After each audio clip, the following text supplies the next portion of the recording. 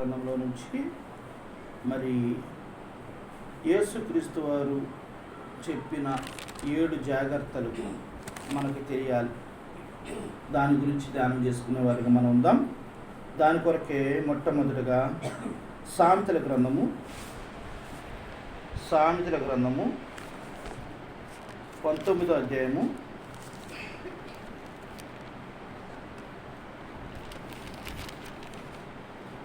16వ వచనం.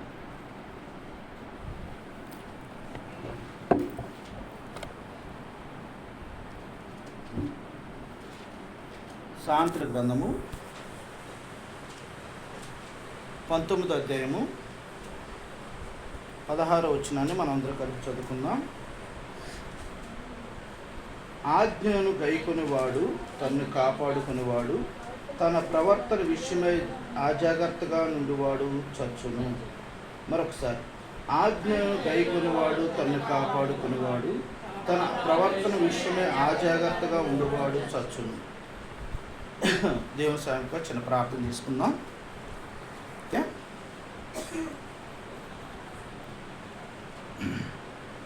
యేసుక్రీస్తు వారు చెప్పిన 7 జాగ్రత్తలు.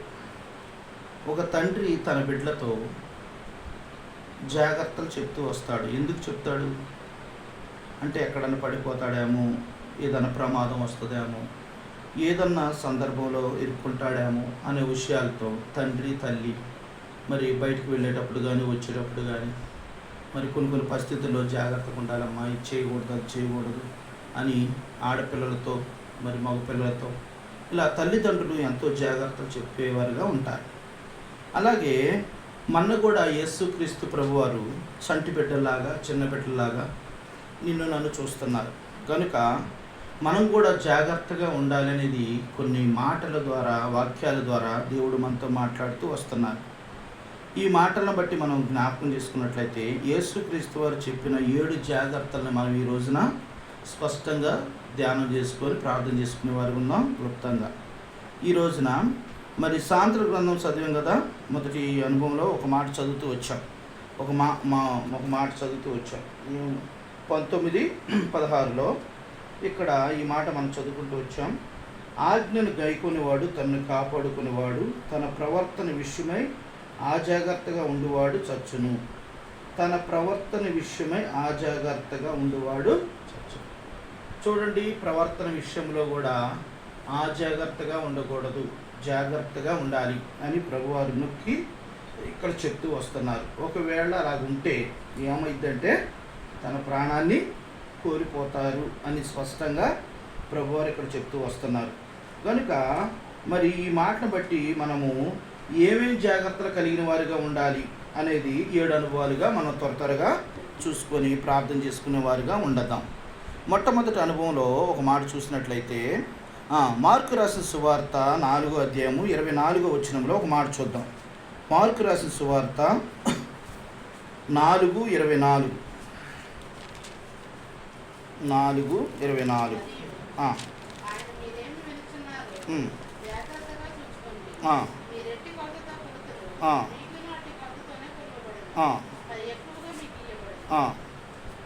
ఇక్కడ మనం చూసినట్లయితే, మరియు ఆయన మీరేమి వినుచున్నారో జాగ్రత్తగా చూసుకోండి.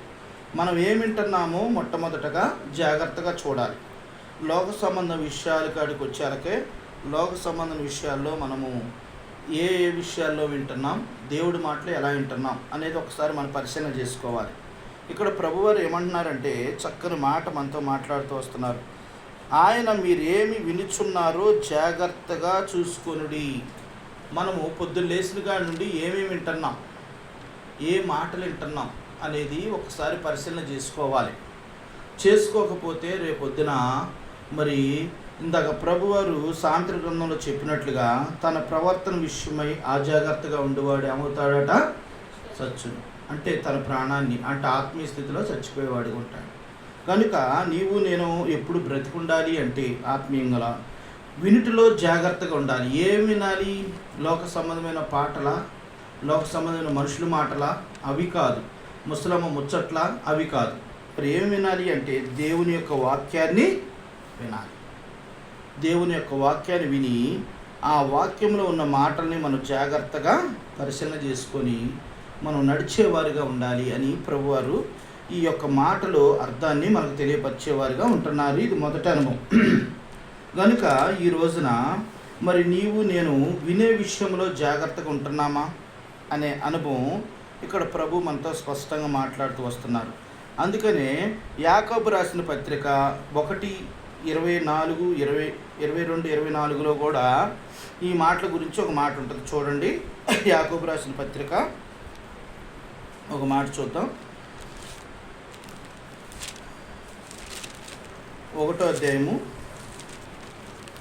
22-24 వరకు.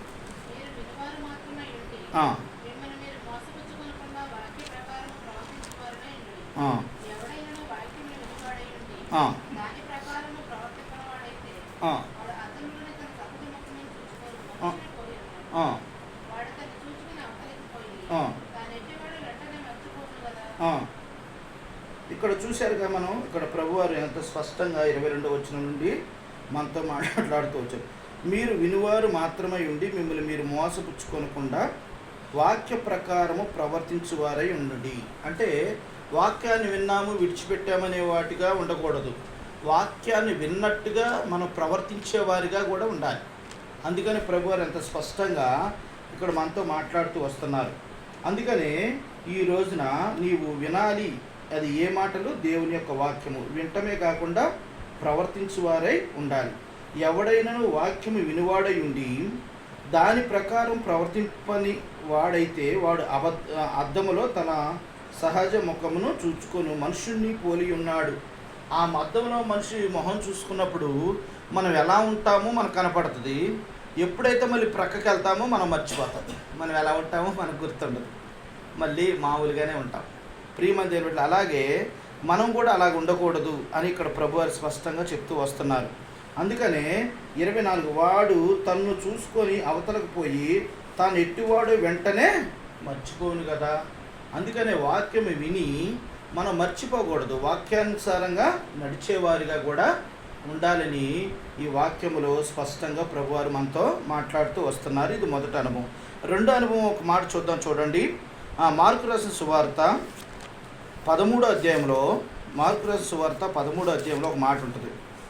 మార్కు రాసిన సువార్త 13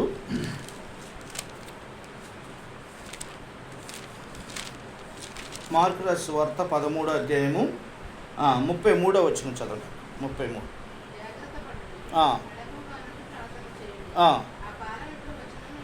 అది మనకి రెండో జాగ్రత్త ప్రభు చెప్తూ వస్తున్నారు. ఒకటి, వినుటలో జాగ్రత్త పడాలని ప్రభు మనతో మాట్లాడుతూ వచ్చారు.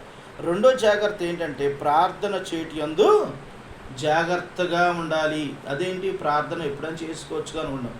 ప్రార్థన చేసేటప్పుడు జాగ్రత్తగా ప్రార్థన చేయాలట. అందుకని ఇక్కడ ప్రభువారు ఎంత స్పష్టంగా చెప్తూ వస్తున్నారు. మీరు ప్రార్థన చేయనప్పుడు జాగ్రత్తగా చేయండి, జాగ్రత్త పడుడి, మెలకుగా ఉండి ప్రార్థన చేయుడి. ఆ కాలం ఎప్పుడు వచ్చునో మీకు తెలియదు. చూసారా, దేవుని యొక్క రాకడ ఎప్పుడు వస్తుందో మనకు తెలియదు. కనుక మనం ఎప్పుడు కూడా ఎలాగ ఉండాలి? ప్రార్థనలో ఉండాలి. జాగ్రత్తగా ఉండి మెలకుగా ఉండి ప్రార్థన చేసేవారిగా మనం ఉండాలి. చాలామంది మెలకుగా జాగ్రత్తగా కాకుండా ప్రార్థన చేసేవారుగా ఉంటారు. మనం ఎప్పుడు కూడా జాగ్రత్తగా ప్రార్థన చేయాలి. దేవుడితో మాట్లాడుతున్నాము అని జ్ఞాపకం ఉంచుకోవాలి మనం ఆ మాటని. అంతేగాని మనము మనుషులు ఉన్నారు, ఆ మనుషులతో మనం వాళ్ళు వింటున్నారు అనేటట్లుగా చేయకూడదు. దేవుడితో మాట్లాడుతున్నాం. మనం మాట్లాడే మాట జాగ్రత్తగా మాట్లాడాలి, ప్రతి మాట కూడా. అలాగే మనం ఏదన్నా ఒక ముఖ్యమంత్రి దగ్గరకు, ఒక కలెక్టర్ దగ్గరకు వెళ్ళినప్పుడు మనం ఏది పడితే అది మాట్లాడితే అడు కరెక్ట్గా మనం అవసరమైన మాటలు, ముఖ్యమైన మాటలు ఎలా మాట్లాడతామో దేవుని దగ్గర కూడా అలాంటి మాటలు మాట్లాడాలి జాగ్రత్తగా. అందుకని ప్రార్థన చేసేటప్పుడు జాగ్రత్తగా ఉండాలి. అందుకనే ఇక్కడ సమూయేలు ఒక మాట చెప్తూ వస్తున్నాడు ప్రార్థన విషయంలో. మొదటి సమూయేలు గ్రంథము 12:23లో ప్రార్థన ఒకవేళ నీవు చేయకపోతే ఇక్కడ ఏమైద్ది అనేది ఇక్కడ ప్రభువారు చెప్తూ వస్తున్నారు. చూడండి,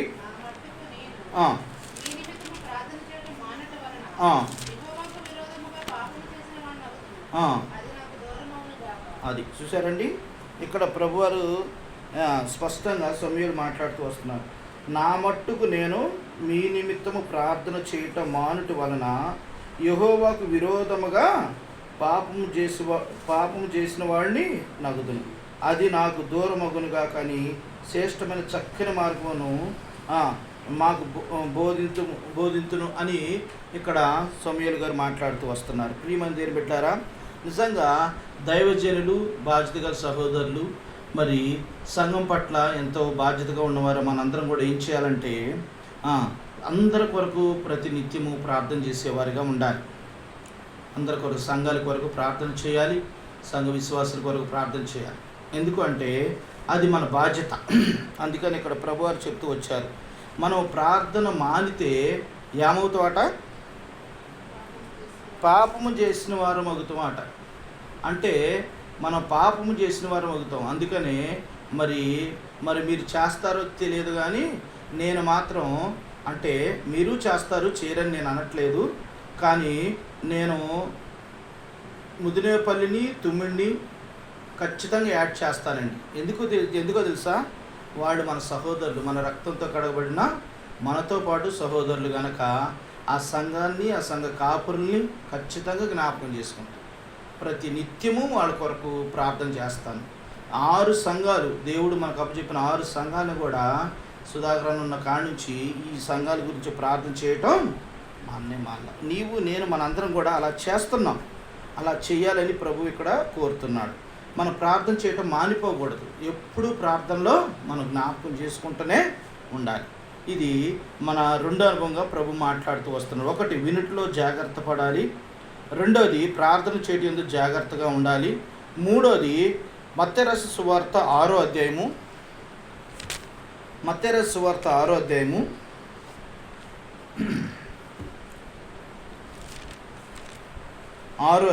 1వ వచనం నుండి చదవక.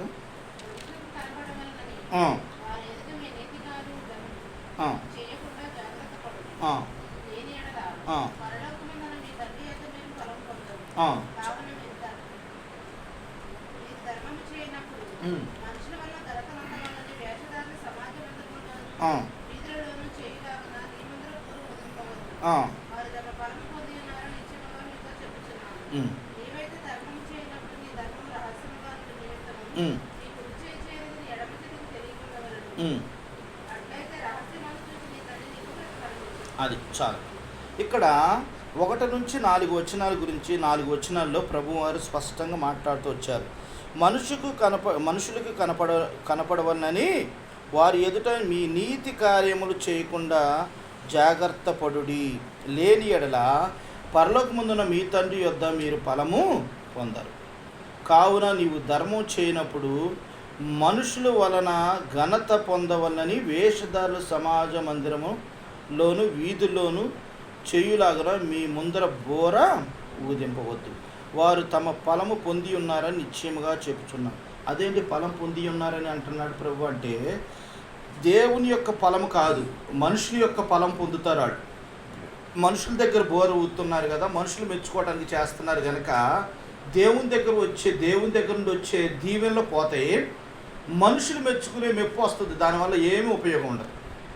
అందుకనే మనుషులు మెప్పించేటట్లుగా మనం చేయకూడదు. మనం ధర్మం చేయనప్పుడు ఇప్పుడు కూడా ఎలా చేయాలో ఇక్కడ ప్రభువారు చెప్తున్నారు. నీ ఎడమ చేతికి చూడండి, నీ ధర్మము రహస్యముగా ఉండు నిమిత్తము నీ కుడి చెయ్యి చేయునది నీ ఎడమ చేతికి తెలియకుండా ఉండవలెను. చూసారా, కుడి చేతితో ఇచ్చింది ఎడమ చేతికి కూడా తెలియకూడదు అని ప్రభు ఎంత స్పష్టంగా మాట్లాడారు. అంటే అంత జాగ్రత్తగా మనం ఉండాలి. మనం చిన్న విషయాల్లో కూడా మనం మర్చిపోయి ఉండేవారంట. మనం అయితే అసలు హెబ్రోన్లో అలా ఉండదు, కానీ బయట సంఘస్థులు అయితే ఏది ఇచ్చినా కూడా వాళ్ళు ఏం చేస్తారంటే ఎక్కువగా వాళ్ళ పేర్లు అవన్నీ కూడా రెక్కల మీద వాటి మీద రాపిస్తుంటారు. పలానా బ్రదర్ ఇచ్చేసారు, అది చేశారని. మనం ఎప్పుడు ఆ ఘనత పొందేవారుగా మనం ఉండవు. ఇక్కడ ఉన్నవారు ఎవరం కూడా. ఎందుకు అంటే మనం దేవునికి ఇస్తున్నాం, మనుషులకు కాదు ఇచ్చేది. దేవునికి ఇస్తున్నాం కనుక ఆ ఘనత దేవుని దగ్గర నుండే మనం పొందాలి. అదే మనకు దీవెనలు. ప్రియమైన దేవుని బిడ్డలారా, నువ్వు ధర్మకార్యములు చేయనప్పుడు జాగ్రత్త పడాలి. నువ్వు ధర్మకార్యాలు చేసేటప్పుడు జాగ్రత్త పడాలి. నువ్వు ధర్మం చేసేటప్పుడు కూడా జాగ్రత్తగా ఉండాలి. ప్రియమంది బిడ్డ, అలాగే దీని విషయమై ఒక మాట చూడండి. హెబ్రీ రాసిన పత్రిక 13:16 ఒక మాట ఉంటుంది మనకు అర్థం అవటానికి. 13:16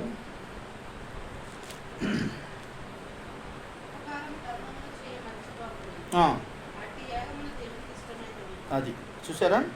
ఉపకారములు ధర్మములు చేయ మర్చిపోకండి, అట్టి యాగములు దేవునికి ఇష్టమైనవి. మళ్ళీ అలాగని చేయకుండా ఉండకూడదు, మనం చేయాలి. చేస్తే అది దేవునికి ఇష్టమైనది అని ప్రభు చెప్తూ వస్తున్నారు. మరి ఈ రోజున నీవు నేను ధర్మకార్యములు చేయనప్పుడు జాగ్రత్తగా ఉంటున్నామా అనేది ఒకసారి పరిశీలన చేసుకొని ప్రార్థన చేసుకోవాలని ప్రభు పేట మీకు మనం చేస్తున్నాం. ఇప్పటి వరకు 2-3 అనుభవాలు చూస్తూ వచ్చాం. ఒకటి, వినుటిలో జాగ్రత్తగా వింటున్నామా అనేది ఒకటి పరిశీలన చేసుకొని ప్రార్థన చేసుకోవాలి. రెండోది, ప్రార్థన చేయనప్పుడు జాగ్రత్తగా ఉండి ప్రార్థన చేస్తున్నామా, మెలకుగా ఉండి ప్రార్థన చేస్తున్నామా లేదనేది ఒకసారి పరిశీలన చేసుకోవాలి. మూడో అనుభవం ఏంటంటే, ధర్మకార్యం చేయనప్పుడు జాగ్రత్తగా ఉంటున్నామా లేదా అనేది ఒకసారి పరిశీలన చేసుకొని ప్రార్థన చేసుకోవాలి. తర్వాత మత్తయి రాసిన సువార్త 7వ అధ్యాయంలో 15 నుంచి 15 వచ్చిన చదవక. 7:15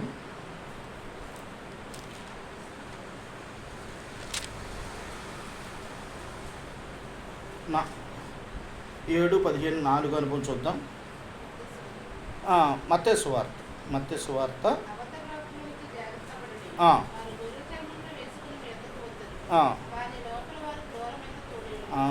చూసారా? ఇక్కడ 7వ అధ్యాయం 15 వచ్చిన అబద్ధ ప్రవక్తల గూర్చి జాగ్రత్త పడి, వారు గొర్రెల చర్మము వేసుకొని మీ యొద్దకు ఒత్తురు కానీ లోపల వారు క్రూరమైన తోడేవి. చూసారా?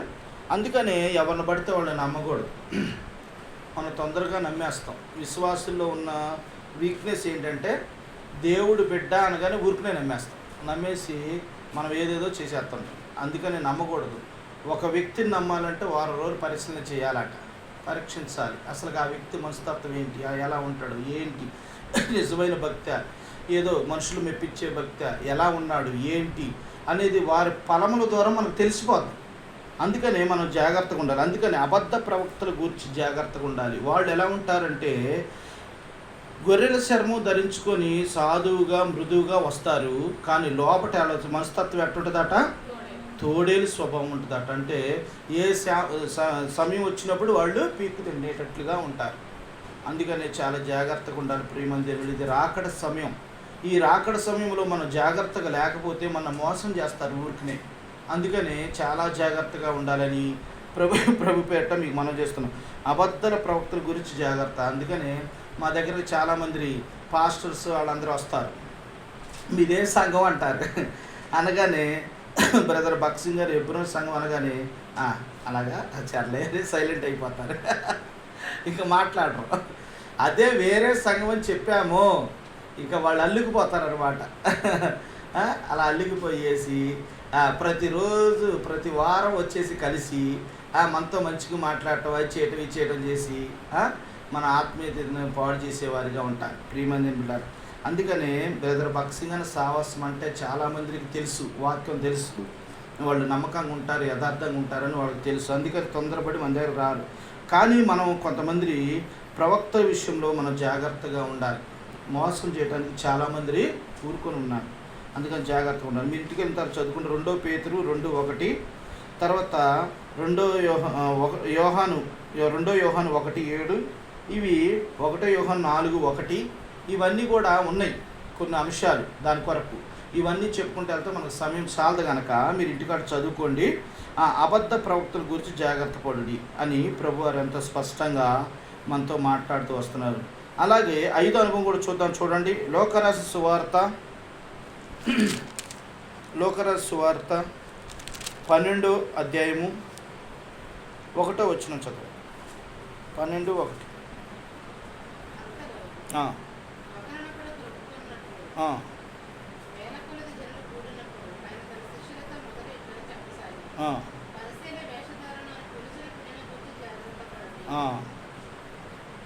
ఇక్కడ పరిశీలన చూడండి, ఇక్కడ చాలా స్పష్టంగా మాట్లాడుతూ వచ్చారు. ప్రభువారు మత్తయి రాసిన సువార్త, లోకరాజు సువార్త, నేను తప్పు తీసాను చూడండి, లోకరాజు సువార్త 12వ అధ్యాయము 1వ వచనం చూడండి. నేను మత్తయి రాసిన సువార్తలో మళ్ళీ చదవక ఒకసారి.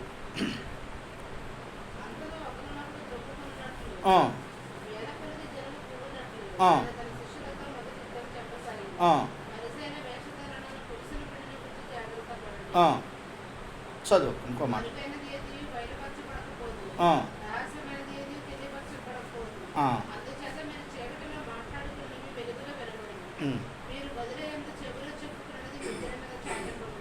చాలు. ఇక్కడ మనం చూసినట్లయితే 12వ అధ్యాయము మరి 1వ వచనములో ప్రభువారు ఎంత స్పష్టంగా మాట్లాడారు. అంతలో ఒకటినొకటి తొక్కున్నట్లు వేల కొలది జనులు కూడినప్పుడు ఆయన తన శిష్యులతో మొదట ఎట్లని చెప్పసాగని శిష్యులతో పరిసయ్యుల వేషధారణ చూడండి,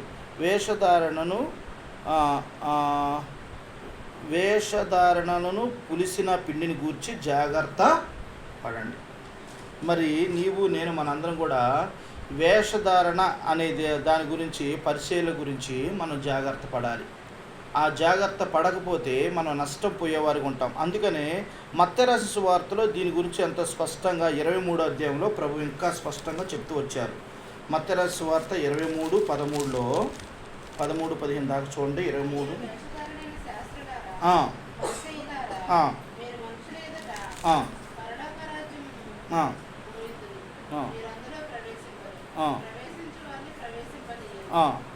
చదువు ఇంకో మాట 15 చదువు.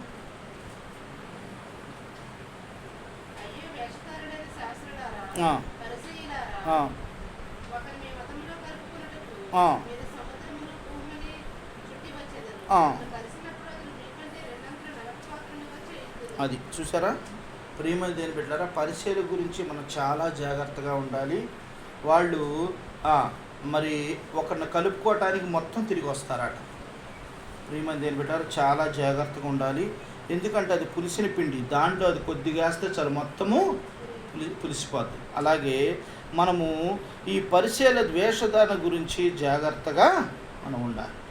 అలాగే మన భక్తిలో కూడా వేషధారణ ఉందేమో మనం జాగ్రత్తగా చూసుకోవాలి. ప్రియమైన దేని బిడ్డారా, ఇది ఎన్నో అనుభవం అండి, 5 అనుభవం. ఎందుకంటే వినుటలో జాగ్రత్తగా ఉండాలనే అనుభవం ఒకటి, రెండోది ప్రార్థన చేయట్లో జాగ్రత్తగా ఉండాలనేది 2, మూడోది ధర్మకార్యం చేయనప్పుడు జాగ్రత్తగా ఉండాలని 3 అనుభవం, 4వది అబద్ధ ప్రవక్తల గురించి జాగ్రత్తగా ఉండాలని 4 చెప్తూ వచ్చారు ప్రభు. 5వది పరిచర్య వేషధార గురించి జాగ్రత్తగా ఉండాలని ప్రభు చెప్తూ వచ్చారు. తర్వాత 6వది ఇంకో మాట చూద్దాం చూడండి. 6వది త్వరగానే చెప్తున్నాం చూడండి. లోకరాజు సువార్త 21, లోకరాజు సువార్త 21, 34-36.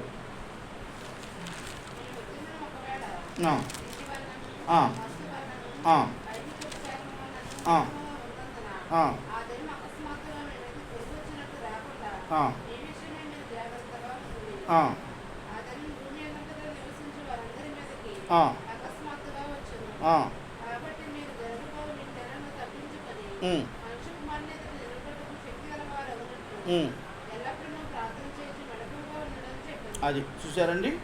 ఇక్కడ మనము 3 విషయాల్లో మనం చాలా జాగ్రత్తగా ఉండాలండి. సాతాను మన 3 విషయాలు కృంగతీస్తుంది. ఒకటి తిండి, రెండోది మత్తు, మూడోది ఐకిక విచారం.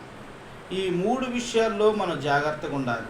ఈ జాగ్రత్తగా లేకపోతే ఇక్కడ ప్రభువు ఎంత స్పష్టంగా మాట్లాడు, మీ హృదయమును ఒకవేళ తిండి వలనను మత్తు వలనను ఐకిక విచారం వలన మందముగా ఉన్ననందున ఆ దినమున అకస్మాత్తుగా మీ మీదకి ఉరి వచ్చినట్టు చూడండి రాకుండా మీ విషయమై మీరు జాగ్రత్తగా తుడి అని ప్రభు చెప్తున్నాం. ప్రియమైన దేని బిడ్డలారా, ఈ రోజున నీవు నేను మనందరం దేవుని కంటే తిండికి ఎక్కువ ప్రాముఖ్యత ఇస్తున్నామా, మత్తుకి ఎక్కువ ప్రాముఖ్యత, ఐకిక విచారాలు, ఇంటి సమస్యలతో అది ఎక్కువగా మనం వాటికి ఎక్కువ ప్రాముఖ్యత ఇస్తున్నామా, మరి దేవుడికి ఇస్తున్నామా? ఒకసారి మనం జాగ్రత్తగా విచారణ చేసుకోవాలి. ప్రభా, నిజంగా తిండి విషయంలో, మరి మత్తు విషయంలో, ఐకిక విషయాల విషయంలో నేను చాలా వెనకబడిపోయిన వాడిగా ఉన్నాను, నన్ను క్షమించండి ప్రభా. వీటి విషయమై నేను జాగ్రత్తగా ఉండే బిడ్డగా నన్ను సిద్ధపాటు దయచేయండి మనం ప్రార్థన చేసుకునే వారిగా మనం ఉండాలని ప్రభు పేరట మీకు మనం చేస్తున్నాను. అలాగే లాస్ట్ మాటకు ఇంకో మాట చూసుకొని మనం ప్రార్థన చేసుకుందాం. మత్తయి రాసిన సువార్త 10వ అధ్యాయము 17వ వచనం 10-17.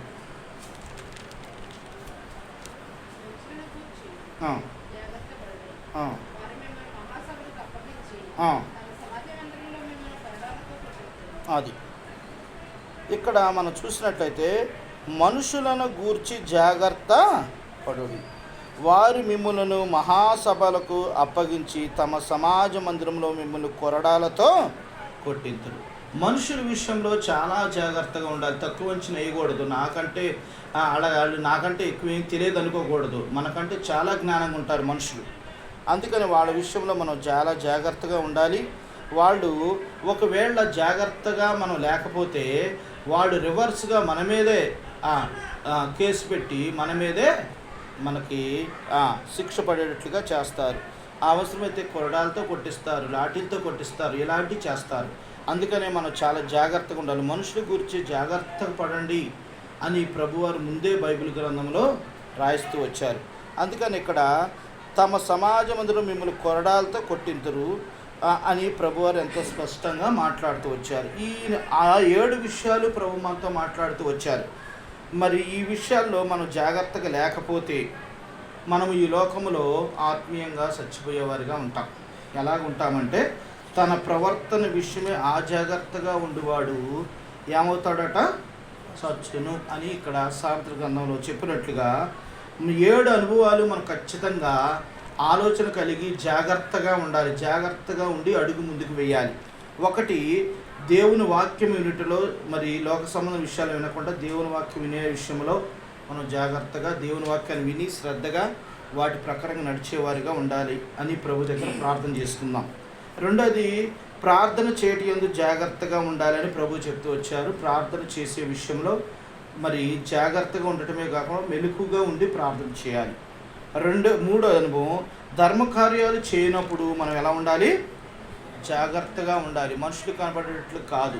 మనం చేసే ధర్మకార్యాలు దేవునికే తెలియాలి. అలాంటి అద్భుతంగా మనం చేయాలి కార్యాలు. అలాగే 4వది, అబద్ధ ప్రవక్తను గూర్చి జాగ్రత్తగా ఉండండి. అబద్ధ ప్రవక్తలు, అబద్ధ బోధకులు వస్తారు మన దగ్గరికి. చాలా జాగ్రత్తగా ఉండాలి. అందరినీ నమ్మకూడదు. చాలా జాగ్రత్తగా ఉండాలి. అలా ఊరికినే పైన కప్పుకుంటారు. సేవకుడని ఆ యొక్క బట్టలు వేసుకొని అలా వస్తారు. తర్వాత వాళ్ళని మనం పరిశీలన చేస్తే మనకు వాళ్ళ ఫలాన్ని మనకు తెలిసిపోద్ది. చాలా జాగ్రత్తగా ఉండాలి. తర్వాత ఇక్కడ పరిశీల వేషధారణ గురించి జాగ్రత్తగా ఉండాలి. వేషధారణ ప్రవర్తన వాటి గురించి కూడా జాగ్రత్తగా ఉండాలి. తర్వాత తిండి, మత్తు, ఐకిక, విచారం వీటి గురించి కూడా మనం జాగ్రత్తగా ఉండాలి. తర్వాత మనుషుల గురించి జాగ్రత్తగా ఉండాలి. 7 అనుభవాలు కూడా నీవు నేను జాగ్రత్తగా ఉన్నప్పుడు మన లోకంలో మన ఎవరు ఏమీ చేయలేరండి. సాతాను ఏమీ చేయలేదు. మనం దేవుని యొక్క రాజ్యానికి మనం వారసులు అవుతాం. ప్రియమైన బిడ్డారా, ఈ 7 అనుభవాన్ని మనం తలపోసుకొని ప్రభు పాద సన్నిధిలో ప్రార్థన చేసుకుందాం. ప్రభువా, మరి నేను కూడా జాగ్రత్త ఉండే విషయంలో నిర్లక్ష్యంగా ఉంటున్నాను. ప్రభు, నన్ను క్షమించండి. ఈ రోజు నుంచి మీరు చెప్పిన 7 అనుభవాలను నేను తలపోసుకుంటూ జాగ్రత్తగా ఉండేటట్లుగా నాకు సహాయం చేయ ప్రభు అని చిన్న ప్రార్థన మనందరం కూడా ప్రార్థన చేసుకొని ఇక్కడ నుండి వెళ్ళేవారిగా మనం ఉందాం. అలాగే అలా ప్రార్థన చేద్దాం. చిన్న వాక్యము దేవుడు దీవించును గాక. Praise the Lord. అలాగే మరి ముఖ్యంగా